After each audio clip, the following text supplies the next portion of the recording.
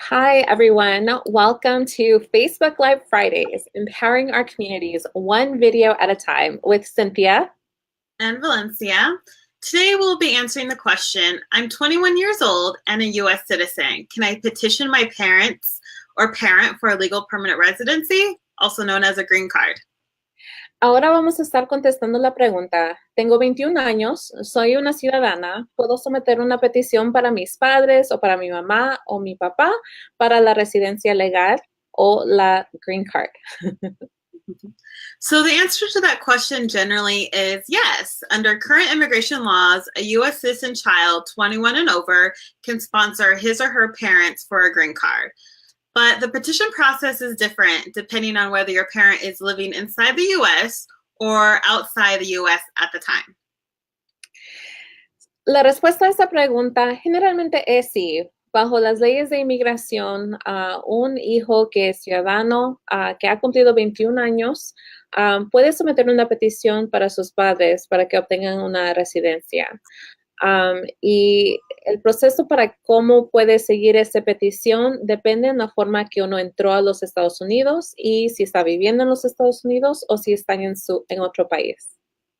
So if your parent is living outside the U.S. and has never resided in the U.S. unlawfully, then the process is called consular process, which will require the child to submit the appropriate forms to U.S. Citizenship and Immigration Services, and it ends with an interview at the parent's home country. En el caso que la mamá o el papá esté viviendo afuera del país y nunca ha vivido en los Estados Unidos sin permiso, el proceso que se utilizaría sería el proceso por medio del consulado, significando que el papeleo se inicia aquí en los Estados Unidos, se manda a inmigración y después de que el papeleo sea aprobado, lo mandan a otra agencia y después le mandan para la cita en el consulado de los Estados Unidos en el país a donde uno es. So if your parent is living in the U.S., the process depends on whether your parent entered with inspection or if they entered without inspection, also known as entering illegally. So if your parent was admitted and inspected while crossing into the U.S., like for instance with a tourist visa, then they may be able to adjust their status here in the U.S., meaning they can remain in the U.S. during the petition process. Si la mamá o el papá está viviendo en los Estados Unidos, el proceso depende en la forma que la mamá o el papá entró a los Estados Unidos. Depende si uno entró con inspección, significando que un oficial de inmigración lo vio, lo dejó pasar, o entraron sin inspección, que un oficial de inmigración no lo vio y uno entró a los Estados Unidos. So if your parents entered without inspection, the process becomes a little bit more complicated. In that case, they would likely do consular processing as if they lived abroad.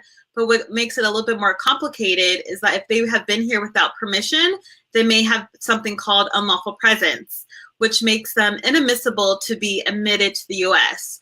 So if this is the case, the parent would need a waiver to waive this unlawful presence. But this waiver is a whole other topic, and we will address this in future videos. So the critical thing to know is that the parent will need an approved waiver to get their immigrant visa. Si la mamá o el papá entró con inspección a los Estados Unidos y la forma más común de eso es una visa de turista y se quedó aquí en los Estados Unidos, hay veces puede calificar para hacer un ajuste de estatus aquí, significando que uno se puede quedar aquí en los Estados Unidos todo el tiempo que se esté procesando la petición. Pero si la mamá o el papá entraron sin inspección, el proceso se hace más complicado. En ese caso, ellos tuvieran que hacer el mismo proceso del consulado como la mamá o el papá que nunca ha estado dentro de en los Estados Unidos. Y lo que hace que el proceso sea complicado es de que si uno ha estado aquí sin permiso por más de un cierto periodo de tiempo, tiene algo que se llama presencia ilegal.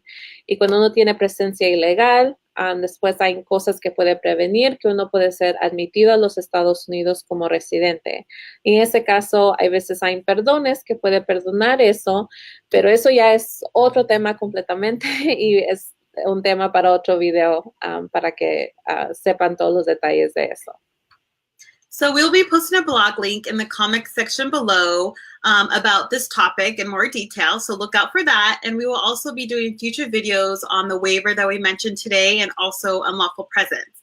So thank you everyone for all your support and tuning into our Friday videos. We hope you have a great weekend. Bye.